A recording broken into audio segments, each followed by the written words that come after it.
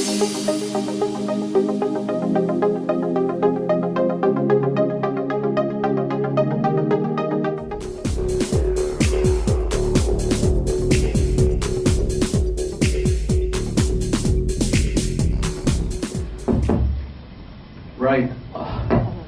Thank you for the introduction. I'm not really going to answer all those questions, right?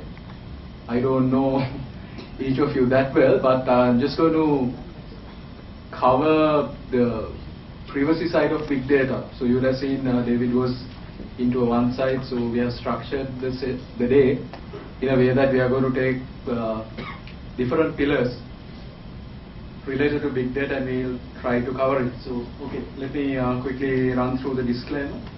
Usual stuff, right? So, we are a bit paranoid about what we say. So, okay.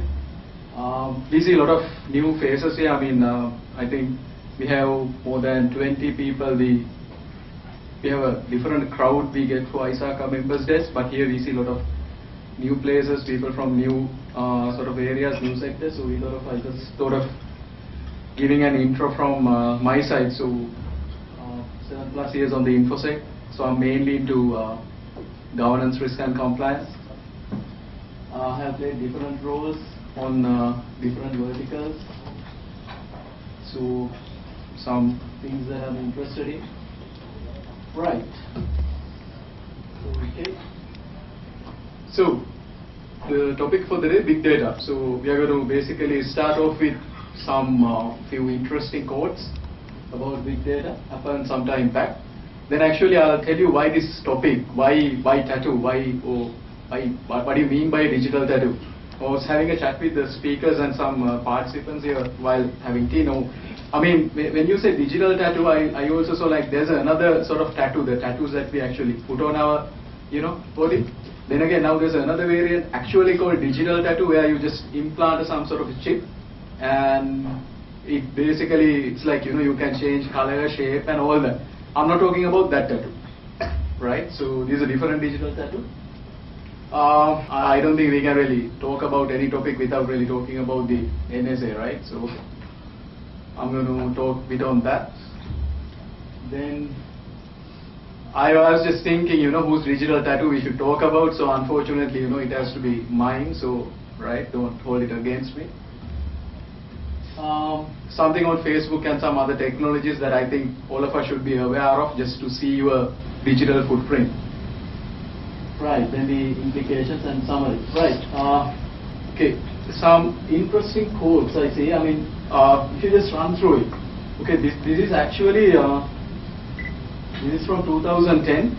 I just want to see what are your thoughts now. I hope all of you know what exabyte is, gigabyte, terabyte, petabyte, then you get to exabyte.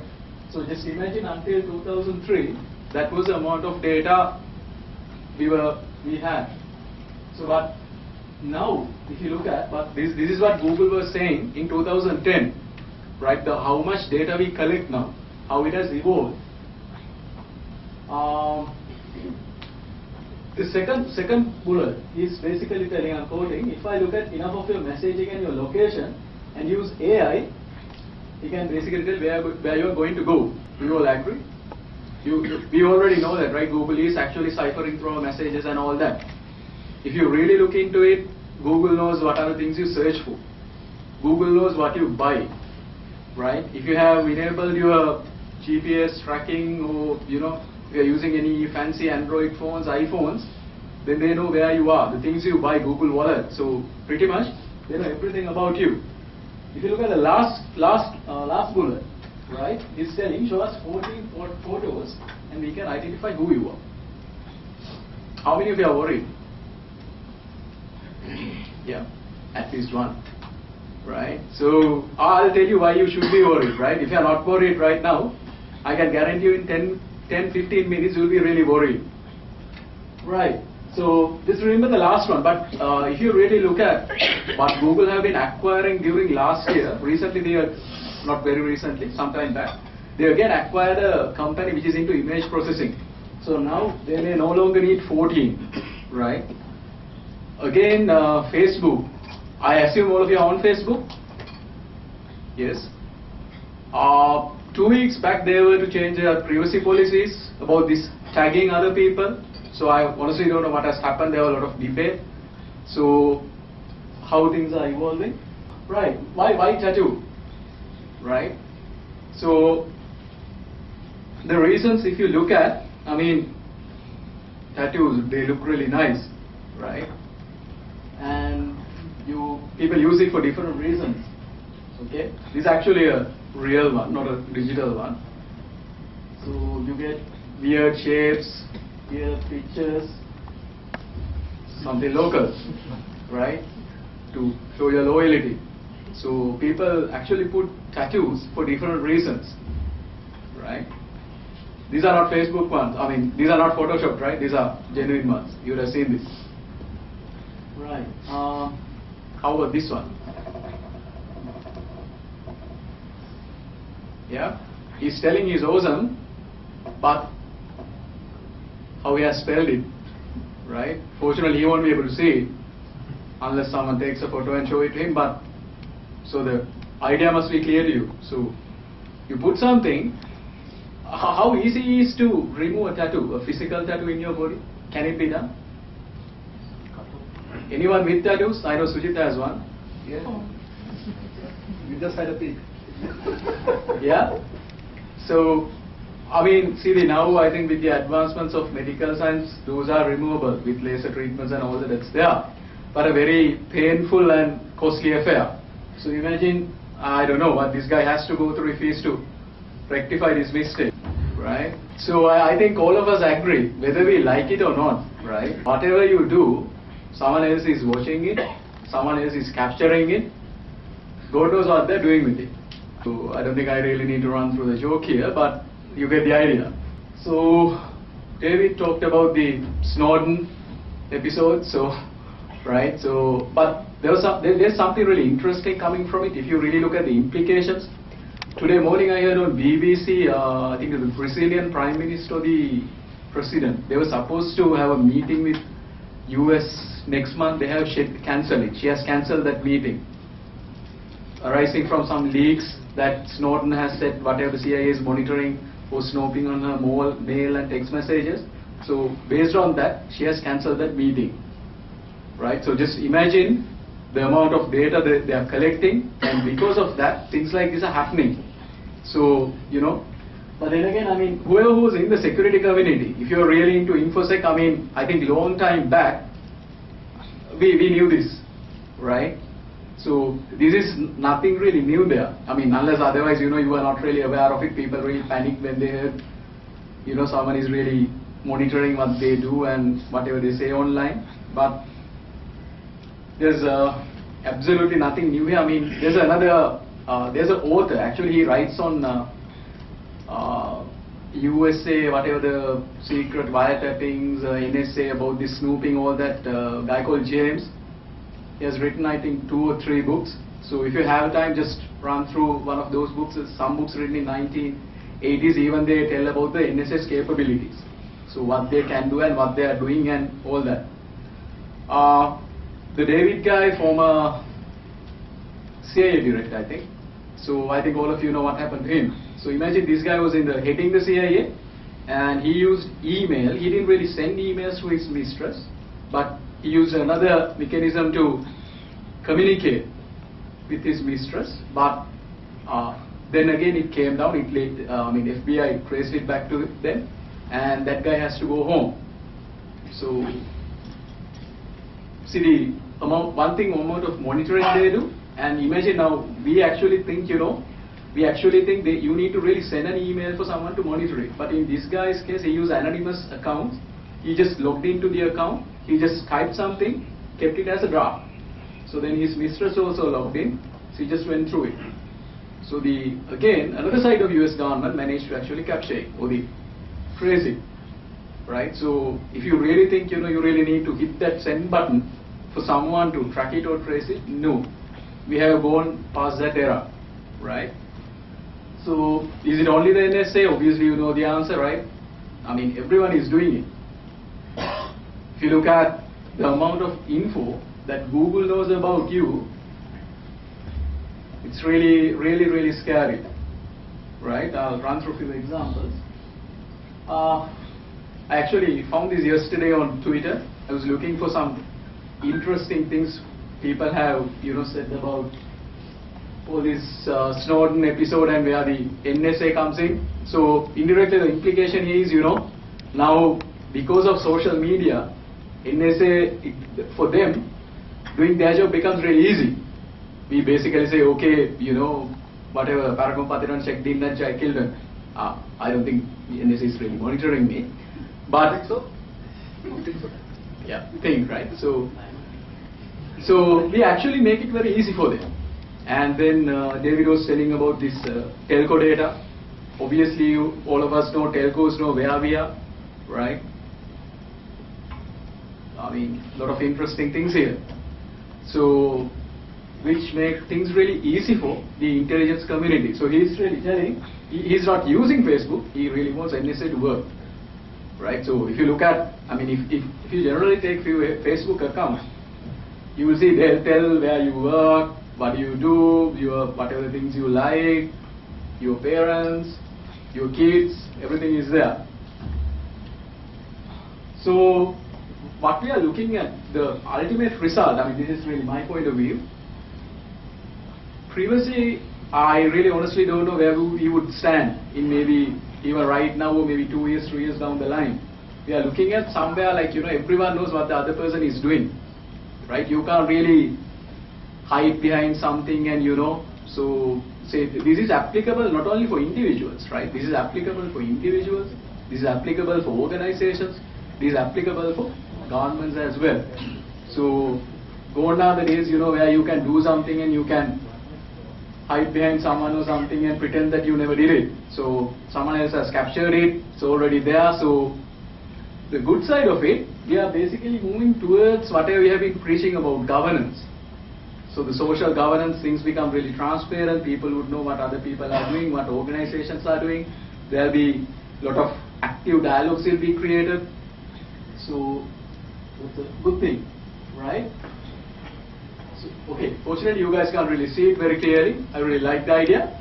So this is actually a tool called Maltigo. Any of you have heard it? Maltigo? I'll write it down if you guys are interested in finding about it. don't try it because it will make us skip it.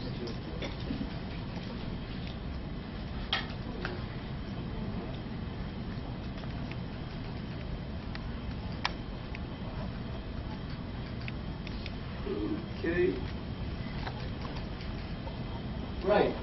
So Maltigo is a tool that you can use, right?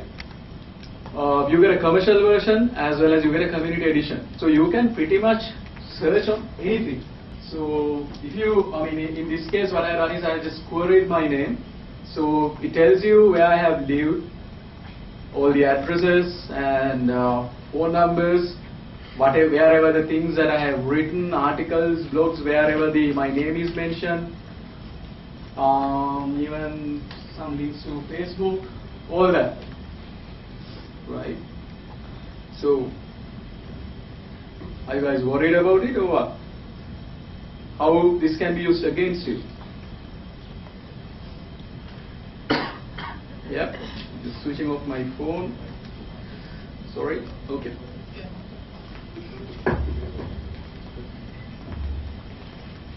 How something like this could affect you? Say you are going for an interview, right? How do you know that guy is not doing this, how do you know that guy is not running a script or something on you? Just to find out what you have been doing, what you have been saying online. Yep. So this is really serious. And if you really look at those of who are married and with kids, probably birthday photographs, whatnot, whatever the things they like, everything we tend to post online, right? Humans are, different types of animals where we really like to show and tell. So just imagine when they grow up, someone really wants to find out, okay, see, Grant has a daughter, right? So what she likes, simple Facebook query. The things would get really, the way I see it, things would get really uglier. obviously now if you look at our childhood photographs, I don't think, it's not in the public domain. But this generation, all the childhood photographs, their birthdays, what they do, what they eat, the things they like, all that will end up in the cloud, right? Who has access to that data? Who can control it? And how it can be used against them? Those are the things we really need to think of. See, this, if you really go home and just run through it, each and every this tree you can explore, and it will give you more info. Right? Okay, again, Google. So just some stuff that I did. So again, Google, they have a dashboard where you can see whatever the things that they keep about you, you can actually go and see it. Whatever the things you search, whatever the things you have been doing, the browsers you use, all that. So when you go home, just go to that URL and see Google dashboard. What are the things Google knows about you, right? Okay, so now I think another thing that we talked about is events, logs. Actually, in many of our organizations, we collect these logs, right? Maybe someone tried to access a critical resource, someone is trying to use a privileged account and trying to brute force it into maybe a critical database or whatever. But a challenge maybe we have had some years back, how do you really siphon these through logs? You already have this info, right? But how do you really make sense out of it? But if you look at Google, right, there are solutions to it. But if you really look at Google, it keeps track of everything. Your incorrect attempts and all that info is already there, right? From where you are trying to access the account, whether the attempt was successful, right? How do you spend your time? But the example I took earlier, the amount of time you spend at office, the general places that you tend to visit, how long you stay at those places, all that info is already there, right? Okay, right. Just want to show you this clip. Okay, Glass, record a video. This frontier. Okay. Glass. Hang out with the Flying Club. Google photos of tiger heads. Get ready? You ready? Right there. Okay, Glass, take a picture.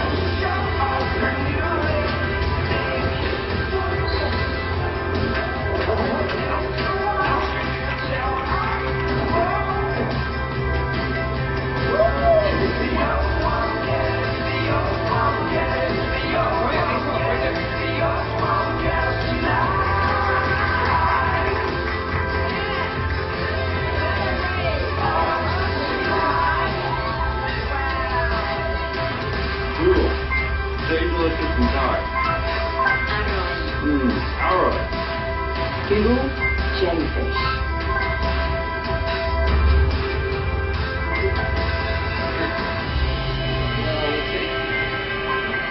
Right. So probably you would have seen it before, Google Glass. Yeah. So already they know many things about you, probably more than we do know about ourselves. Probably Google knows about, they know more about us than even we do. So just imagine, this is the direction that we are heading. These are, if you have seen it, it's like a sort of a glass that we wear, normal specs. So, like an augmented reality sort of thing. So, you can, as it was depicted in the video, you can use it to take photographs, take videos. It makes life really easy. But if you look at the other side of it, imagine currently, I mean now, if someone is generally recording, you'd really know it, right? Someone is holding mobile phones in front of you or something. There are spy cameras, but just imagine someone just talking to you wearing a glass, and you don't know whatever you say whether it's been recorded or not. Right? So initially when they actually sent it for beta, they had some controls. You know, you couldn't just do it. There were, like, if you could remember, even in smartphones, if you are recording calls in many ones, they actually send a beep sound, right? So that everyone knows that it's been recorded. But the folks in the security community, they hacked it. So you don't really need to talk to it. Some other action, it can recognize it and it will start recording. So the privacy, you just need to think where it's going to stand. When all these things coming in, right? Probably, I don't know the release date, but it's going to hit the market very soon. So privacy, probably, I don't know, maybe it will become a thing in the past. Right. All of you are on Facebook, right? Any of you not on Facebook? I don't think Mantri is, we can't really take him to account because he's using his wife's account. So it's like you're on Facebook. That we found out. Yeah, so, you know. So Ashok is not on Facebook. He thinks he's not on Facebook, but But we have his photographs on the Facebook. yeah, so, you know. So seriously, any of you who are not on Facebook here, if you could raise your hand. Right, okay. How many of you have heard this graph search? Yep. Okay, Johan has seen it before. Right. This is a query I actually ran. That's why the disclaimer, you know. So, single women who live in Colombo, Sri Lanka and like drinking.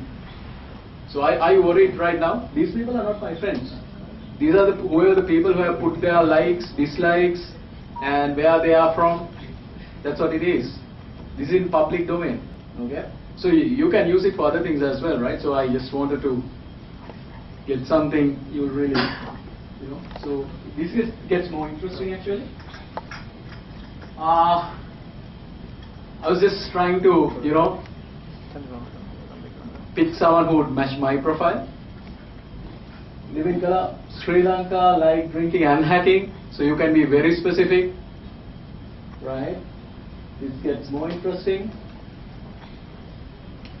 Like cycling and drinking.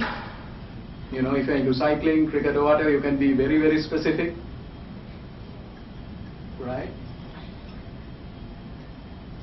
This is search right here actually, on this side. Probably, I don't know if Mantri doesn't like single event, you can change that as well. Just need to change the status here. Right? He doesn't know what he did. So, okay, hold on for 2 seconds. Look at the next slide. If you think this is crazy, look at the next one. If you read the query, we may do check-in at flow by O and like drinking, cycling and live in Colombo. So these are places that you know, young folks hang out at. So, right? So That's you what they really look like. huh? That's how they really look like. Right. So you can actually do that. This is because many of us, when we go places, we check in. So, I mean, you will become a walking target, right? So if I mean, imagine if someone really wants to approach her, just click on it. You know whatever things she likes, and you know wherever other places she goes to. Pick up lines. Imagine the possibilities. Right? So just think twice when you go home or when you go back to your desk, the privacy settings in your Facebook. Right. This is again a very interesting tool. A couple of guys from MIT, known as Immersion. I actually ran it on my email. So you need to give your account credentials. It will actually dig in. And it will basically pick, these are actually the people who have been liaising with on email. So you can see, right, this is sort of the ISACA board. this is only for the last year, right? I didn't really want to show you my entire things what I've been doing. So I restricted my search to the 1 year. So this is again another sort of another mailing group called FITIS. So another IT body in here. So another mailing group. So by looking at something like this, you can tell many things, right? You just think it's only the sender's name. It's more than that. Wherever you get these bigger nodes, right? Those are the people who you have been, liaising with most. And if you look at these links, that means those are like a sort of a mailing group, right? Generally, by looking at something like this, you can interpret many things. Say, for example, if you take people who are in the leadership positions in organizations, probably, depending on the organization structure, style and everything, but generally, they'll be sending maybe mails, but maybe they are not really receiving many emails, right? So, by looking at those, you can assume those are the people who are in leadership positions. So, I really didn't really want to dig into my one, so I just dig into example which is available online, so I'll play that. My life is represented through my Gmail account. This graphic shows all of the emails that I've sent to other people, emails that they've sent to me, and I decided to hand over the keys to this particular Gmail account. I decided to hand over the keys to this particular Gmail account to a guy named Cesar Hidalgo. He's a professor at the MIT Media Lab, and he's devised a program called Immersion. With one click, Immersion takes your email and turns it into this graphic according to how many emails you've sent to your friends and how many they've sent to you. And within seconds, it was kind of creepy, Renee, Hidalgo was able to tell me a lot about my life. Listen to what he had to say. The first thing that comes conspicuously out of the screen here is that there are 3 people that are very important in your life.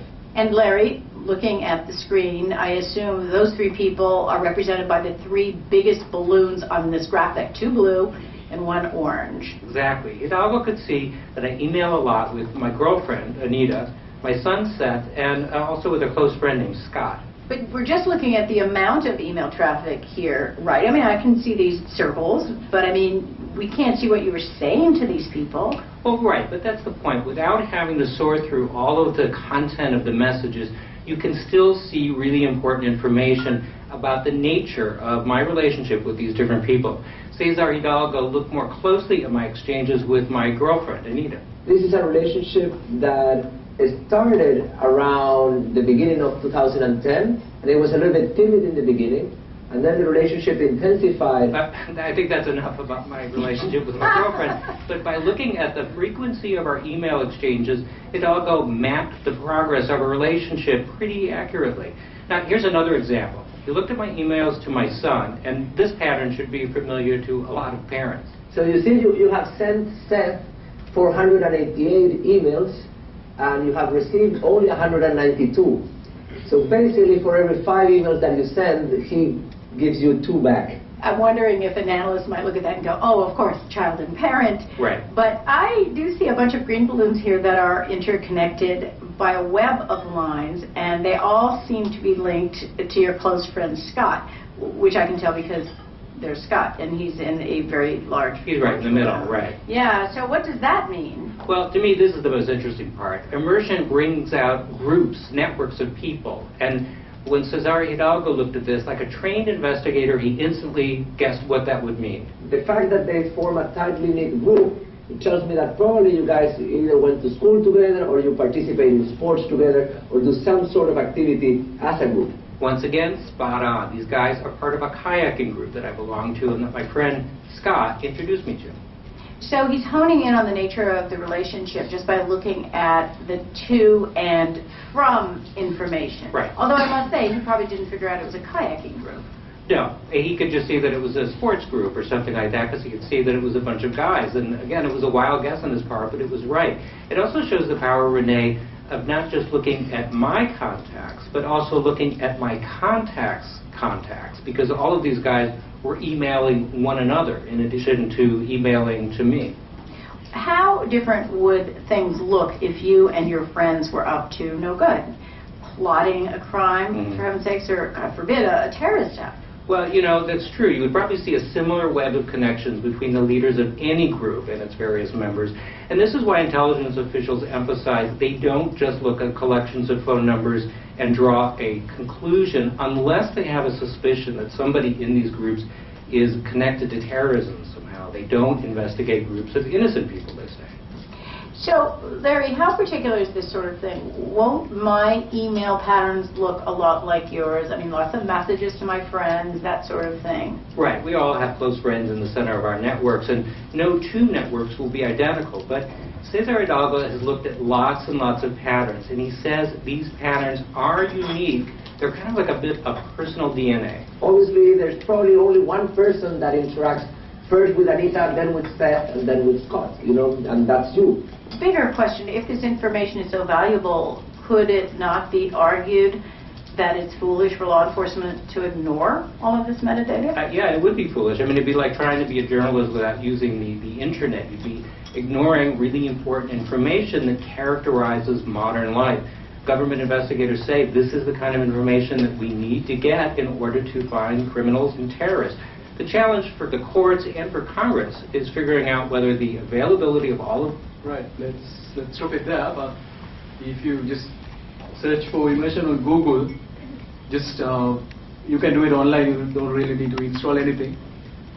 It will take a few minutes to run through your Gmail box depending on the amount of data you have.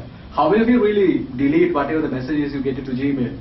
Do we still delete mails or we just keep it there? Gmail provides an archiving option. Yeah, so the hardly, I mean, I think we get around 7 GB plus, right? So hardly whatever we get is not deleted either. So whatever the activities you have been doing online, it is there, right? So when you actually ran this tool, you'll be surprised the amount of information that it can extract.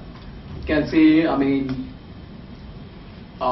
when you have started a friendship, or if you have like whatever it was telling, if you are in a particular community, the amount of messages you get, the statistics, who emails you most, all that. So big, really, you know, right. This is another story. So maybe, you know, in interest of the bad things which could really happen. Probably Krebs on security. I think many of us in the security industry know him. This guy actually ran a security blog. So this some incident happened to him. Certain hackers were after him. So what they did was they ordered some sort of restricted drugs or, you know, certain sort of banned substances, they call it, to his home, right? So imagine the things, you know, which can happen to any of us. Someone could actually be ordering something on your behalf. Once it's delivered, right, you could be held accountable. Has it happened here in Sri Lanka? Are you aware of any cases happening in here, Sri Lanka? Yes. Yeah, there was one incident which involved a Telegram actress, but I think she ended up losing her job as well. Right? So, with this, the intensity gets much more bigger. If someone really hates you, they can do many things. Right? So, I honestly don't know how you can prevent something like this from happening.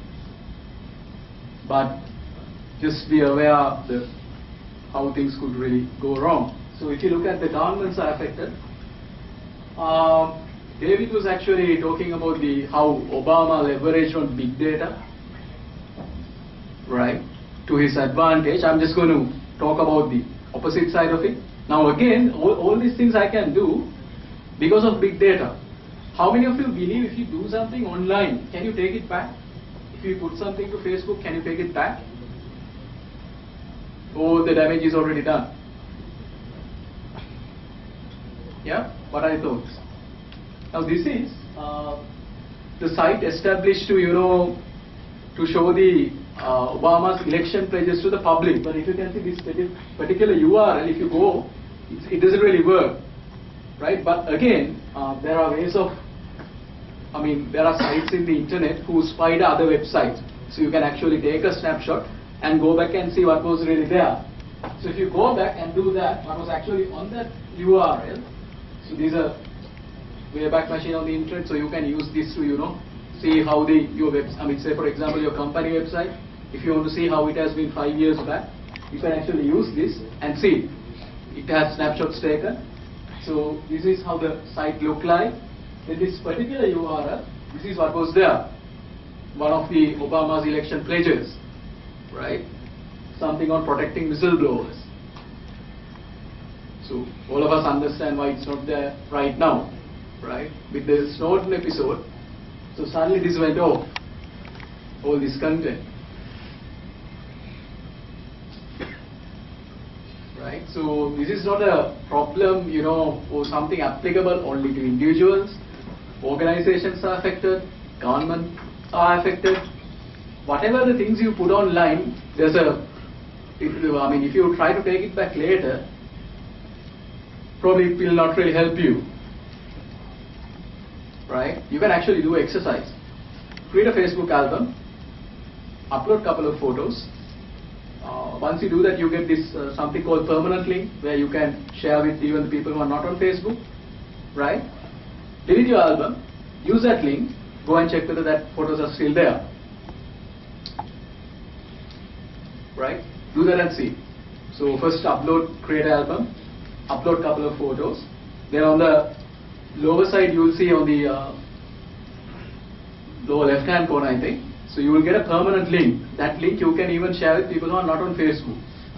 So they can also see your whatever the pictures. So then go back, delete that album, use that link, and see whether those pictures are accessible.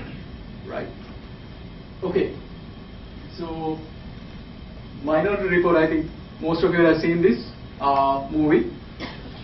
So here the idea was, the one company in UK, they were actually tracking mobile users, mobile phones, by these trash cans. Right? So the question is, why do they really want to do that? All of us know about cookies, right? Internet cookies. Yes, which keep track of things what we do. I'll show you the video, then you'll understand why they actually did it. This is Jack. When Jack is online, marketeers want to provide Jack with advertising that he cares about. They do this through the cookie, something that lives within his internet browser and tells marketing teams about the kind of things that Jack finds interesting. But cookies don't exist in the offline world, until now. Introducing PresentSol, the real-world cookie, a tool that learns about what Jack is interested in the physical world. It works like this. PresentSol recognizes Jack's phone whenever Jack enters into a PresentSol-enabled location. Oh look, there's Jack now. It looks like he's thinking about buying a new car. With PresentSol, brands can understand the interests of their customers and redirect marketing to where it is needed most. These two car companies want to sell a car to Jack. One of the companies is using a PresentSol technology and one is not. Jack test drives cars at both shops. The company that used PresentSol is now able to direct marketing towards Jack, based upon other locations that utilize the PresentSol technology. Jack is walking past a digital billboard that is installed with PresentSol. The billboard recognizes Jack and is able to market to him on behalf of the car company that had the PresentSol technology installed. This works just like an internet cookie, but in the real world. Real-life cookie. So just again, the idea is this thing, how much of information about you is out there, probably on the cloud.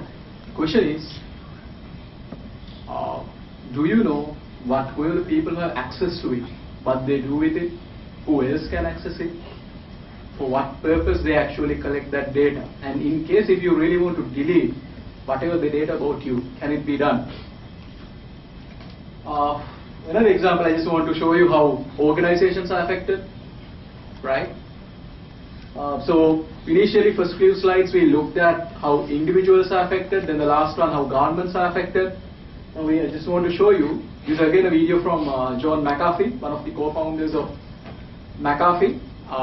This video actually, now it has more than 4 million plus hits.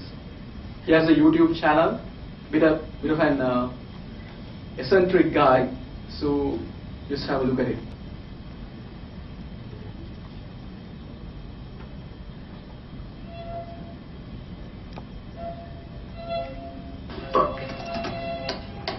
Send. Oh, hello there. My name is John McAfee. I'm the founder of the McAfee Antivirus Software Company. Although I've had nothing to do with this company for over 15 years, I still get volumes of mail asking, how do I uninstall this software? I have no idea.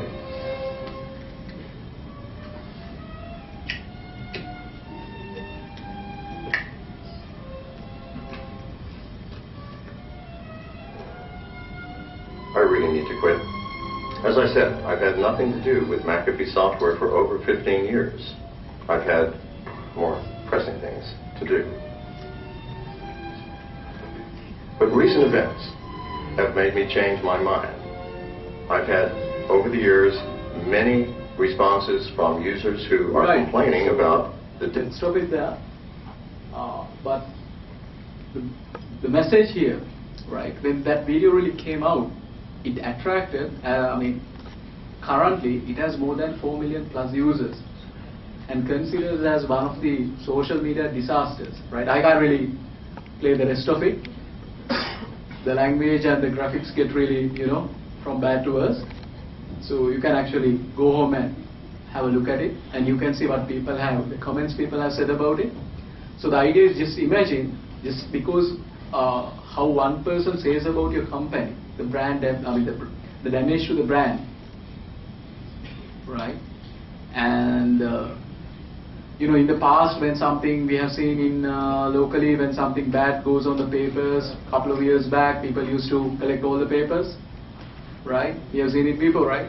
When something bad goes about a company or an individual, sometimes a couple of years back, you buy the entire stack of papers. But with the digital media because of whatever big data, whatever you say, it's going to be there. So now they can't really take it back. So the damage control becomes really difficult. So just coming to the sort of summary. So here, not laugh out loud. Here it's basically living out loud. So, these are the things we do online, right?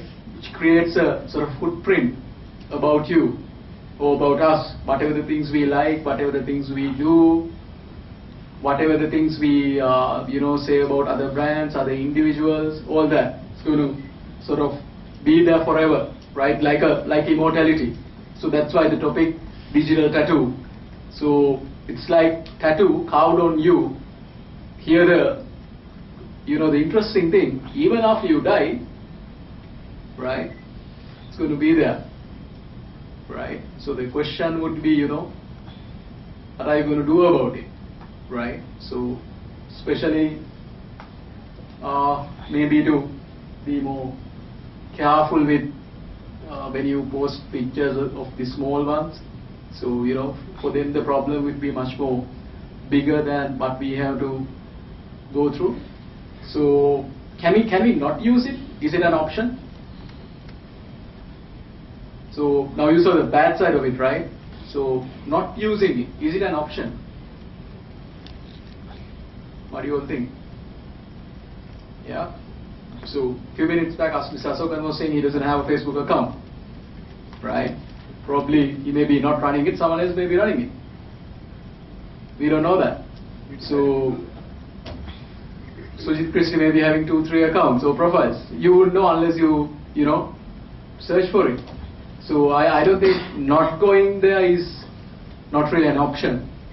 So here I think we need to look at the problem in sort of risk management point of view. So the amount of things we put online, does it really need to be there? And who really have access to it? And if something really, if there are certain things if you want to take back, can you really do that? Right? So probably this explains why, if you look at last few years, all these people who really collect about data, they have been pushing you all these privacy policies. Yes, Facebook is coming up with all the new controls to restrict who can see all that. So there is a sort of a push towards privacy, but only time will tell, where we'll be in maybe 2 years, 3 years down the line, whether there's something called privacy will still be there. So something we need to see. TMI is actually too much information, right? If you want to know about someone, you can just put a simple Google query and we can find many things, right? So just for thought. So I actually saw this online, something bit interesting from PwC. It's still there. You can actually go and put it asks certain questions. So it will basically give an idea about your online presence and maybe the things you need to do, right? So if you just search for this, you can go to this URL, right? That's pretty much sums up the story. If you guys have questions, I think we can take it up during the panel discussion. Yep. Right. Thank you, and hope you'll enjoy the rest of the day.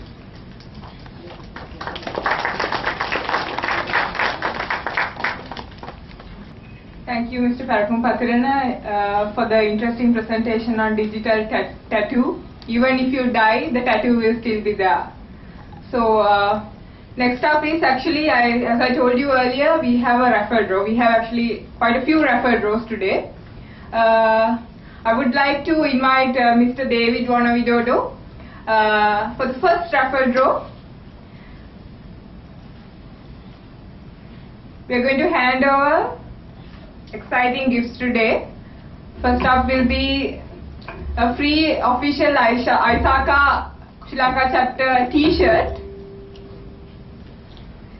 I would like you to pick a random business card from our collection. Who is the lucky person? You can't cheat.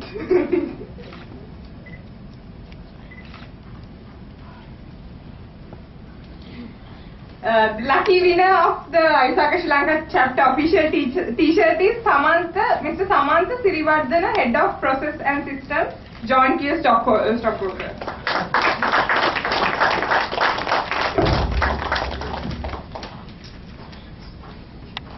Thank you, Mr. David Wanavidodo, for handing over the t-shirt.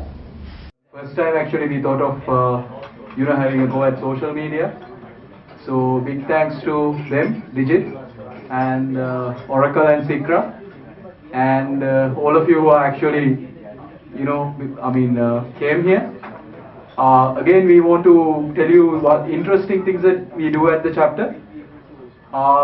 We do these movie outings where where people who are interested, we pick a movie and as a sort of a bunch we go and watch a movie. So Lakmali organized few events last 6 months, and we have also monthly events, monthly members days which are free to attend. Yeah. So plus what else? We do. We are planning to do a cricket match as well. Last time also we took part, 2 teams from ISACA. I hope you are not going to ask the outcome of it. So we were very efficient. I think we. Trekking. Yeah. Okay. So we finished one game actually in a single over, right? So we were very efficient, right? So each team had 5 overs. We finished the game in 3 balls, I think. No, 3 balls. Yes. And as Sujit said, we also do other things as well. Whoever who are into cycling, welcome to join. We do it Saturday early morning around 4:35.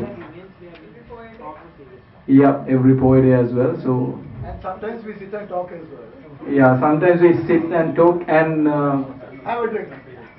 Have a go at something. So whatever you are into, I think we do various things. So it doesn't matter, whether you are 20, 30 or you are old like Sujit. So welcome to join. So just check our Facebook page. So write it. Thank you everyone, especially the sponsors and the entire board. And the secretariat, Shanika and her team, who have been helping us a lot, following up all that. So We hope to see you again. Thank you.